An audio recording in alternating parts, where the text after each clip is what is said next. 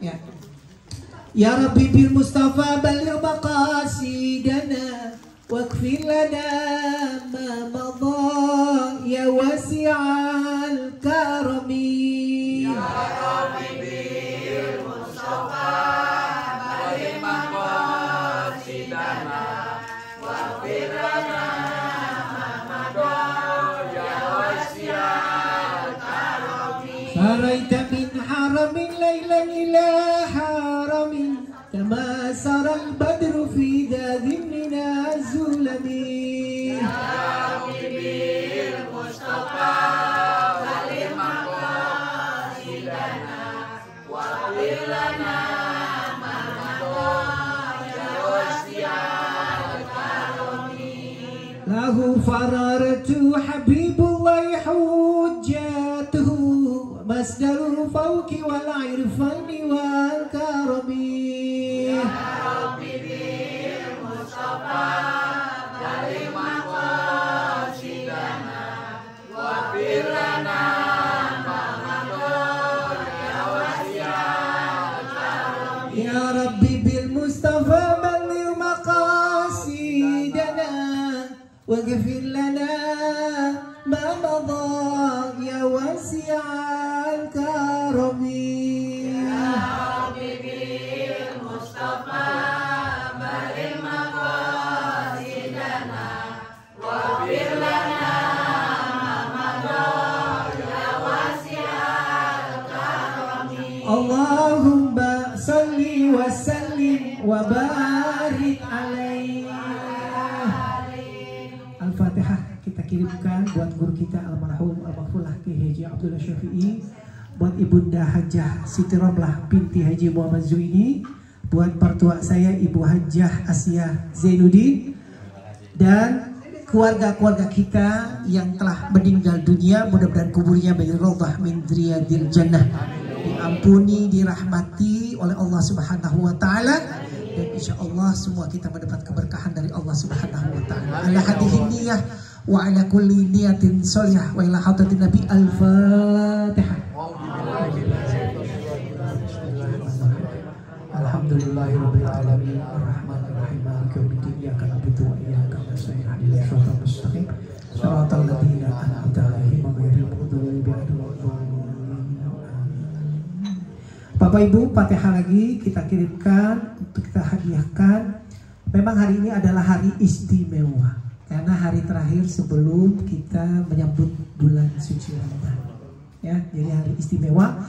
Sekaligus kita penutupan pengajian kita, nanti pengajiannya akan bertemu lagi bulan Syawal. Ya.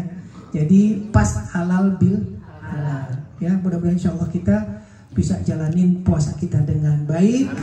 Ya, mudah-mudahan insyaallah. Dan juga spesial minggu ini adalah hari ulang tahun ya dari saudara kita, jemaah kita Ibu Hajah Lydia. Ini istimewa ya. Jadi agak istimewa pada minggu ini, kita bulan ini ulang tahun. Mudah-mudahan beliau panjang umur, sehat walafiat, barokah, diberi juga kemudahan segala urusannya. Insya Allah semua juga kita mendapat barokah dari Allah Subhanahu wa taala. Al-Fatihah.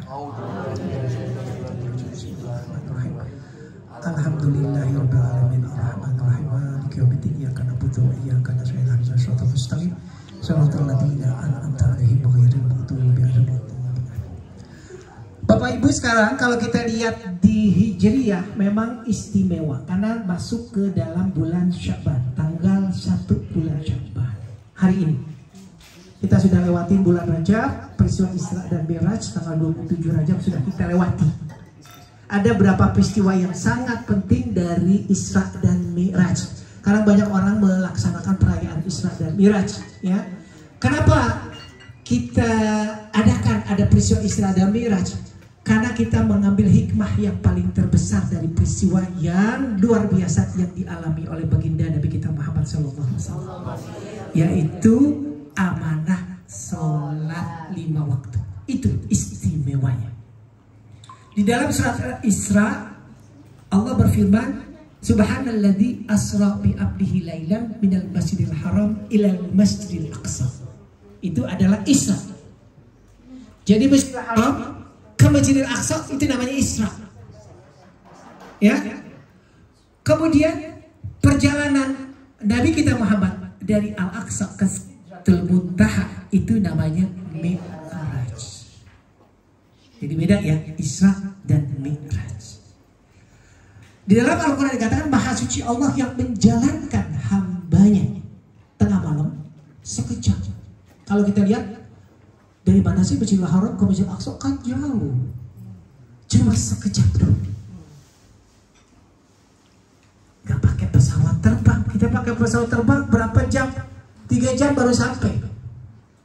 Tapi Nabi kita diberi kemuliaan oleh Allah pakai kendaraannya burak. Nah itu sekejap doang dijalanin Allah. Ya, alladzi barakna haulahu. Ya, perjalanan ini adalah perjalanan keberkahan dari Allah.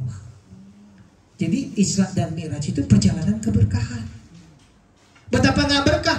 Cepat banget sekejap sampai di Masjidil Aqsa yang sekarang berkecamuk di Yerusalem. Meskipun sih berapa kilometer Ustaz dari Masjid Al-Aqsa? Sekitar 150 km. Tempat konfliknya yaitu di Gaza. Dan kalau Masjid Al-Aqsa itu berada di Yerusalem. Dan Yerusalem kondisinya adalah kota yang dikuasai oleh Yahudi. Ibu kotanya pun dipindah ke situ. Karena dia kepingin banget di situ ada yang namanya tembok ratapan. Dan tembok ratapan itu nempel dengan Masjid Al-Aqsa. Jadi kalau orang peziarah dari Muslim itu jalurnya beda dengan peziarah dari Yahudi. Karena Yahudi itu ke tembok ratapan, kalau Muslim masuk ke Masjid Al-Aqsa. Karena ada 3 agama yang berkepentingan di Yerusalem, yaitu Islam, Nasrani, dan Yahudi. Itulah sejarah lahir-lahirnya agama. Makanya Nabi dan Rasul itu banyak dikirim di situ. Bukan di kita di Indonesia. Nggak ada Nabi palsu. Ada yang aku mau zadek apa musadek? Masa sih Nabi dari sini nyasar? Nggak ada lagi Nabi. Kan di Al-Quran dikatakan khataman nabiyyin wal mursalin, penutup Nabi dan Rasul. Berarti misalnya kalau orang aku Nabi dan Rasul palsu pasti. Udah gitu aja, gampangnya. Nggak usah kita dengerin ajarannya. Dari situ kita udah tahu, ya. Itu yang kita bisa ambil. Nah kemudian burak itu diparkir oleh Allah di situ di pelataran Masjid Al-Aqsa, dekat, kalau orang Nasrani bilang Dome of the Rock. Kalau orang Islam mengatakan Kubatus Sokhroh, kubah yang kuning. Itu namanya Kubatus Sokhroh. Kenapa Kubatus Sokhroh? Kubah yang dinaikin bawahnya itu ada batu yang menggantung. Tempat Nabi Mi'raj. Kan tadi peristiwa Isra udah sampai tuh. Diparkirlah burak di situ. Nah, tempat parkir burak sekarang itu menjadi Masjid Burak. Kalau kita mujur bisa ke kolong itu. Jadi Masjid Burak itu ada di kolong basement. Jadi kita turun berundak-undak. Turun, makanya paling enak kalau kosannya lagi sedang muda-muda, 50, 60 gitu. Kalau 70 agak ribet juga. Jadi itu dia ribetnya, masalah jalannya. Nah kita turun ke bawah ada Masjid Burak. Kalau hoki bisa dibukain. Berapa kali saya nggak bisa hoki, nggak dibuka, digembok, karena itu nggak digunain buat sholat. Nah kemarin dibuka, alhamdulillah. Jadi orang bisa turun ke bawah. Tapi yang kebanyakan yang muda-muda yang kuat-kuat dengkulnya deh. Ya. Nah, sholat di situ. Itu tempat parkirnya Burak, menjadi Masjid Burak. Ya. Kemudian jalur ke kiri, kita agak ke kiri, itu ada namanya Masjid Kubatus Sokhroh yang kuning. Nah, itu bukan Aqsa. Aqsa yang mana? Aqsa adalah masjid lamanya, dia ada di bawah, namanya Masjid Al-Qiblah, Baitul Maqdis yang dulu. Nah kalau yang kuning itu adalah Masjid Kubatus Sokhroh. Kalau orang Kristen bilang, Nasrani, Dome of the Rock. Nah Itu tempat batu, ada batu tuh. Ada batu yang diinjak Rasulullah naik ke atas Sidratul Muntaha. Itu peristiwa Mi'raj baginda Nabi kita Muhammad SAW. Untuk apa? Untuk menerima amanat sholat. Jadi satu-satunya amal ibadah yang diperintahkan Allah yang langsung kepada Nabi Muhammad adalah sholat duha. Kalau yang lain pakai Jibril. Puasa, ya ayyuhalladzina amanu kutiba alaikumus syiyam, pakai Jibril dia. Tapi kalau sholat enggak, makanya sholat adalah paling utama dari ibadah-ibadah lain dari Allah Subhanahu wa taala perintah. Karena sholat itu adalah yang pertama ditanya. Awwalu ma yuhasabu bihil abdi yaumal qiyamah as-shalah. Pertama kali kita dihisab, sholatnya, bukan hajinya, bukan puasanya, bukan umrohnya. Sholatnya. Kalau sholat benar, semuanya benar. Nah, orang rajin sholat, insya Allah puasa benar. Tapi kalau puasanya doang yang rajin, sholatnya belum tentu. Bisa jadi dia sholatnya enggak, gitu. Jadi kalau sholatnya dia rajin, insya Allah semuanya ngikut. Dan sholat itu dikatakan dalam hadis baginda Rasulullah, dikatakan as-sholatu imanuddin. Sholat itu adalah tiangnya agama. Jadi pertama kali itu yang dihisab tuh sholat. Ya, makanya dalam hadis baginda Rasulullah dikatakan hasibu anfusakum qabla an tuhasabu. Hisablah dirimu sebelum dihisab. Maka kita sebelum hisab Allah, kita hisab dulu diri kita. Kita udah rajin belum sholatnya? Ini masih ketinggalan mulu. Sunatnya gak ngerjain, fardunya masih akhir-akhir waktu, ya. Nah, kalau bisa awal waktu. Karena yang paling dicintai oleh baginda Rasulullah as-sholatu fi waktu. Jadi sholat pada waktu yang awal. Nah, itu kalau bisa kita tingkatin. Karena itulah yang ditanya, dihisab, bukan yang lain-lain. Haji berapa kali nggak ditanyain, umrah berapa kali nggak ditanyain. Yang ditanya adalah sholat. Ya, kalau bisa kita sholat jangan sampai, karena sholat itu adalah tiang agama. Kalau nama tiang agama kayak bangunan, kalau nggak ada tiangnya mana bisa naik. Nah, kalau di badan kita adalah sholat itu seperti kepala. Manusia ada hidup gak tanpa kepala? Serem banget, gue udah keburu kabur deh. Tapi kalau nggak ada tangan, manusia masih hidup. Nggak ada kaki, masih hidup. Nah, sholat itu ibarat kata Nabi, kepala buat manusia. Mana itu pusatnya, ya. Nah, makanya orang bisa menjadi stres gila. Nah, kepalanya sarafnya ada gangguan, badan sih boleh montok, gemoy, tapi otaknya, kan yang paling penting otaknya, pikirannya. Orang bisa disiksa, dipasung, kenapa? Otaknya, bukan badannya. Tuh, kedudukan sholat begitu yang luar biasa. Kemudian sholat itu yang membedakan antara muslim dan non muslim. Kalau kita lihat non muslim kan sekejap sama, yang bedain apa? Sholatnya. Ya, dandanannya sama, kayak dia akan ketek ke mall. Orang Islam dengan orang yang bukan Islam sama, apalagi dia nggak pakai hijab, mbak-mbakan rambutnya. Ya nggak? Beda nggak? Sama semua, yang bedain sholatnya. Kalau dia sholat, oh berarti muslim. Kita jangan sampai teman kita sendiri nggak tahu bahwa kita agamanya Islam karena saking nggak pernah lihat dia sholat. Naudzubillah min dzalik. Banyak kayak gitu. Banyak. Karena kenapa? Dianggap kecil buat dia. Padahal ada hitungan di akhirat. Ninggalin, kasih makan rezeki, Allah kasih, Allah kasih. Cuma nanti ada siksa. Lolos di dunia, nggak lolos di akhirat. Tuh, ya, jadi begitu penting. Kemudian apalagi tentang hikmah yang bisa dilihat dari peristiwa Isra dan Mi'raj. Yang kedua adalah kita melihat kebesaran tanda-tanda Allah, adanya Allah Subhanahu wa Ta'ala. Betapa enggak Nabi kita Muhammad naik ke atas, ada 7 lapis langit. Langit pertama, Nabi kita ketemu Nabi Adam. Nabi yang pertama kali Allah ciptakan manusia. Dulunya di surga. Karena dia melanggar, turunin si Adam ke bawah, ke dunia, ya, ke bumi. Ketemu tuh Nabi Muhammad pada saat di langit yang pertama. Kemudian yang kedua, Rasulullah di langit kedua lihat dengan Nabi Isa. Karena Nabi Isa itu adalah salah satu nabi yang umurnya paling pendek di antara nabi-nabi yang lain. Dia itu hidup hanya 38 tahun. Jadi masih muda, udah diangkat sama Allah, nanti diturunin pada saat menjelang hari kiamat. Jadi bukannya yang disalib.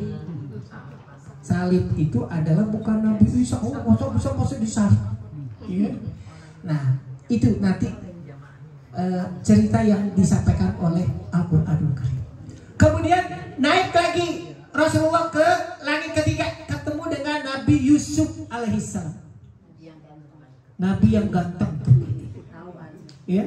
Nah, itu Nabi Yusuf alaihissalam selama hidupnya pernah mampir di masjid yang namanya yang menjadi simbol, yaitu Masjid Ibrahim Al-Khalil. Situ ada makomnya Nabi Yusuf. Kalau Bapak Ibu ke Hebron, itu ketemu tuh dengan tempat Nabi Yusuf duduk berdoa. Ya, itu yang berada di pintu luar dari Masjid Ibrahim Al-Khalili yang ada di Hebron, Yerusalem.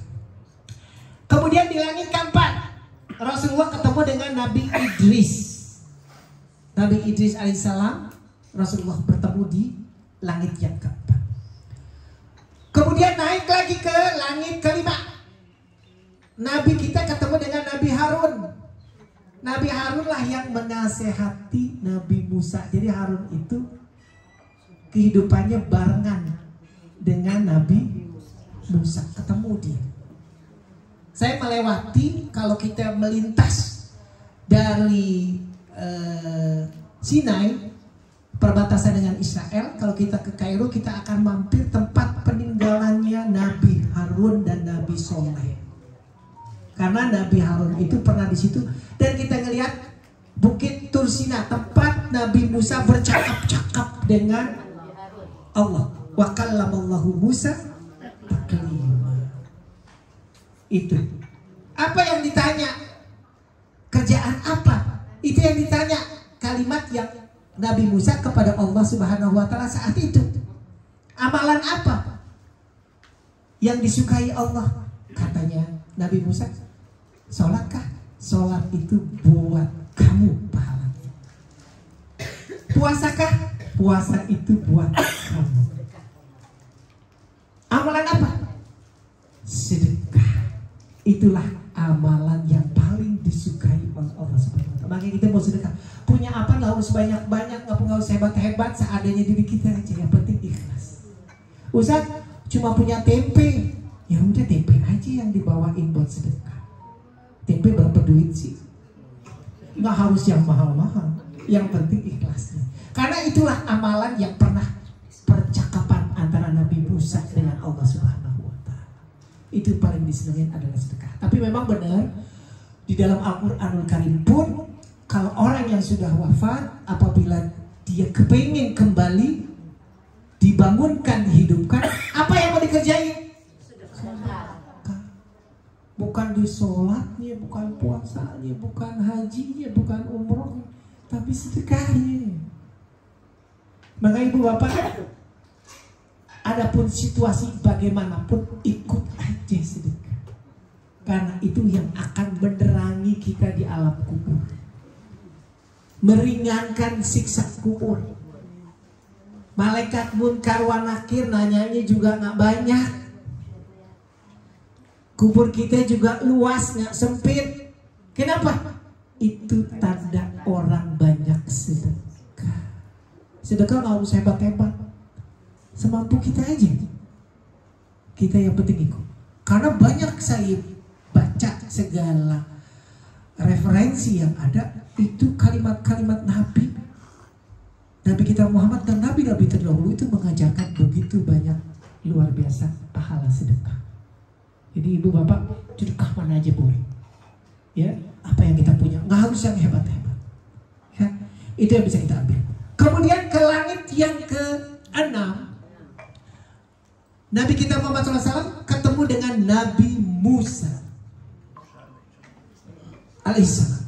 Nah, kalau ibu bapak di Jericho itu ada masjid dan makom Nabi Musa alaihissalam.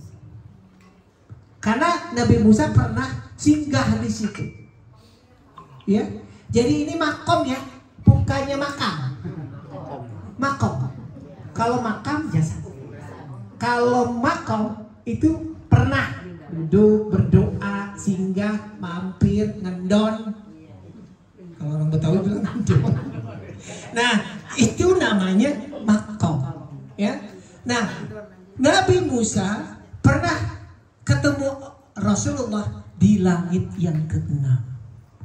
Kemudian baru di langit yang ke-7 Rasulullah ketemu dengan Allah Subhanahu wa ta'ala. Itulah menerima wahyu sholat 5 waktu. Masya Allah. Tadinya berapa? 50 waktu. Nah kalau 50 waktu gimana? Baru tidur ngejerjep semenit bangun lagi sholat. Baru makan sesuap sholat lagi. Nah kita ngapain nih 5 waktu aja kita kejar-kejaran? Ya. Nah untungnya Allah Subhanahu wa ta'ala Nabi kita Muhammad SAW tahu umatnya Nabi Muhammad. Sibuknya lebih banyak, ngaji aja susah. Digiringnya apa susah? Padahal mengaji duduk di majelis ilmu itu lebih baik daripada sholat 1000 rakaat sholat sunnah. Kuat gak 1000 rakaat? 2 rakaat aja gak kuat. 1000. Padahal duduk di majelis ilmu, majelis zikir itu lebih baik daripada 1000 kali rakaat sholat sunnah. Bayangin tuh fadilahnya. Makanya kalau kita kosong waktu, jeda waktu udah disempetin gitu. Karena ini pahalanya gede. Sekarang kita harus cerdas-cerdas untuk mengerjakan amal soleh. Cari yang utama. Apalagi bisa utama? Oh, sholat qobliyah subuh itu utama. Karena lebih utama daripada dunia beserta isinya. Aku harus ambil. Berarti gue bangunnya jangan telat. Habis azan qobliyah subuh. Jadi kita harus cerdas otak kita untuk mengambil segala yang namanya kelebihan fadilah dari pahala yang diberikan. Mau umrah Ramadan misalnya, karena ada hadis Rasulullah, umroh Ramadan itu pahalanya berhaji bersamaku. Aku ambil itu. Punya duit banyak meremaji udah. Mau diapain? Jangan melek matanya, kalau melek kaget bayar. Merem aja bayarnya. Jadi gak kelihatan, tapi pahalanya gede. Jadi sekarang hidup kita harus pandai untuk mencari, cerdas mengisi yang namanya amal-amal soleh selama hidup. Kalau kita kasih kesempatan hidup, kan sekarang masih kesempatan hidup. Emang berapa kali kita kesempatan hidup? Cuma sekali. Nggak ada berkali-kali, emang kita mati hidup. Nggak mungkin. Kita cuma hidup sekali, mati udah selesai. Itu. Makanya kita manfaatkan. Jangan kita bilang, oh nanti gue pulang susah. Jangan mikirin, Allah yang akan mikirin kita. Kalau kenapa? Karena kita pentingin dia. Kalau kita minta satu pengen dipentingin sama Allah, tapi kita nggak ngerjain kebaikan ibadah, siapa dia? Nah kita harus punya diri kita. Pentingin Allah di atas kepentingan dari segala-galanya. Jadi memang kita sih banyak tanggung jawab, tapi perlu juga kita isi dengan amal ibadah buat diri kita. Karena bekal itulah yang akan kita bawa menghadap kepada Allah Subhanahu wa ta'ala. Bukan harta yang banyak, mobil yang mewah, rumah yang indah. Gak ditanya sama Allah. Amal ibadahnya yang ditanya. Itu yang paling terpenting. Ya. Nah, disitulah yang namanya hikmah Isra dan Mi'rajnya.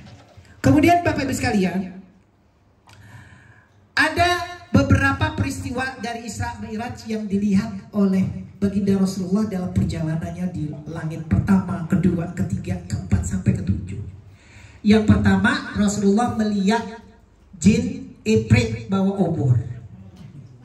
Dia kepengen menghasut Nabi supaya Nabi nggak mengikuti perintah Allah, tapi gagal karena Ifrit kebakar dia, nggak kuat.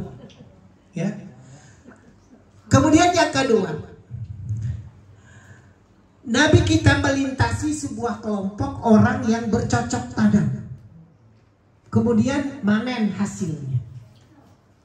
Itu ibaratnya diibaratkan bahwa seperti orang yang kerja ibadah di dunia, balasannya pahala berlipat-lipat di akhirat.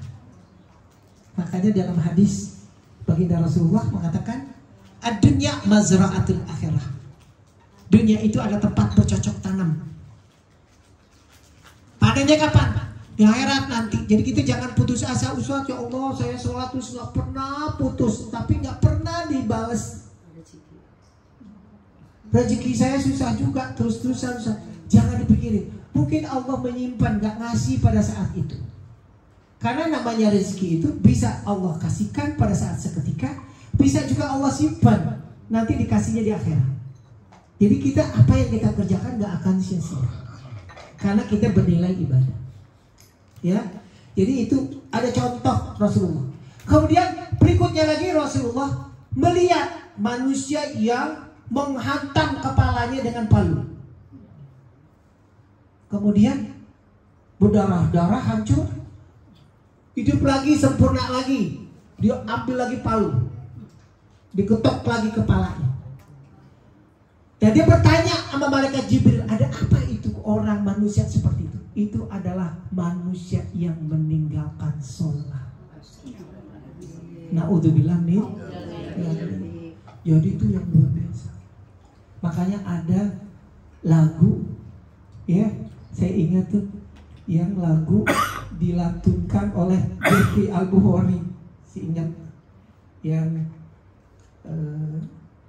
apa? Kayu gitu. Ya kan? Itu diambil dari peristiwa Isra dan Mi'raj. Yang kita dilarang meninggalkan palu, seperti palu. Nah itulah Rasulullah pernah bertanya kepada malaikat Jibril. Kemudian berikutnya lagi, sampai di Baitul Maqdis, baru Rasulullah diperintahkan oleh Allah untuk sholat sunnah. Yang ngikutin makmumnya adalah para malaikat. Itu peristiwa daripada Isra dan Mi'raj. Meskipun kita di dalam hadis baginda Rasulullah tidak ada perintah untuk merayakan, memperingati Isra dan Mi'raj, tetapi kita bisa buat ambil di pengajian-pengajian hikmahnya yang paling penting. Karena orang zaman sekarang, oh nggak ada hadis bid'ah. Ya jangan kayak gitu. Karena kenapa? Kita ambilnya manfaat intinya, bahwa itu adalah mengingatkan kita peristiwa yang terpenting, yaitu ibadah sholat. Karena maklumlah kita di dunia godaannya luar biasa. Ya, kadang-kadang orang suka kufur, kafir, ingkar, gak percaya kepada Allah, sampai sholat pun dia gak mau ngerjain. Padahal sholat itu yang utama. Ya, Bapak-Ibu sekalian. Baik, berikutnya kita lompat ke bulan Sya'ban. Bulan Sya'ban ini termasuk bulan ke-8 daripada kalender Hijriah. Ini adalah salah satu bulan yang istimewa. Kenapa bulan istimewa? Karena ada amalan-amalan yang baginda Rasulullah SAW selalu mengerjakan di bulan Sya'ban. Yang pertama adalah kita itu memperbanyak puasa di bulan Sya'ban. Kenapa? Karena ini adalah latihan kita sebelum memasuki Ramadan, supaya kita nggak kaget dengan hari pertama Ustaz lemes banget. Ya iya, gimana nggak lemes?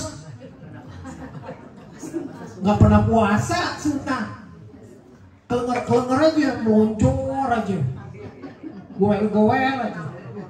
Ya, Kenapa? Karena nggak pernah dilatih sholat. Makanya bulan Syaban dilatih sholat Senin Kemis atau Kemis Senin, terserah deh. Supaya pada saat menjelang bulan Ramadan, ya kaget gitu orang lemes kok lu nggak ngapa-ngapain, masak kagak, tidur mulu. Ini puasa tidur. Katanya Ustaz, nomusoin ibadah, tidur dari Johor sampai maghrib. Cuma keterlaluan, ya. Jadi perbanyak bulan puasa, perbanyak kita puasa. Kemudian yang kedua, bulan Sya'ban ini adalah bulan di mana amalan yang akan dicatat, ya, oleh para malaikat dan akan dilaporkan kepada Allah Subhanahu wa taala. Makanya kepingin dalam sebuah hadis Rasulullah, kepingin pas dicatatnya Rasulullah pas lagi puasa. Jadi supaya laporannya bagus. Naudzubillah min dzalik, dalam keadaan maksiat. Ya. Kemudian yang ketiga, ada hadis yang diriwayatkan oleh Ibnu Majah bahwa lakukanlah di waktu siang puasa, malamnya banyak berzikir kita, berselawat, ya. Itu yang dikerjakan yang paling terbaik. Itu yang Rasulullah selalu mengerjakan. Jadi siangnya puasa, malamnya kita banyakin zikir, istighfar, astagfirullahaladzim, Allahumma anta rabbi. Itu selalu begitu, ya. Kemudian banyakin kita berdoa. Ada malam-malam yang istimewa untuk diijabah. Pertama apa? 1, malam Jumat. Itu bagus untuk kita berdoa berijabah. Itu diijabah oleh Allah. Malam Jumat. Kemudian yang kedua, malam Idul Adha. Takbiran tuh bagus tuh kita berdoa. Kemudian yang ketiga, malam Idul Fitri. Itu juga bagus kita ibadah. Jadi jangan kita berbuat maksiat, salah-salah, ya, jangan. Kemudian yang keempat, pada malam awal 1 Rajab kemarin tuh, masuk 1 Rajab.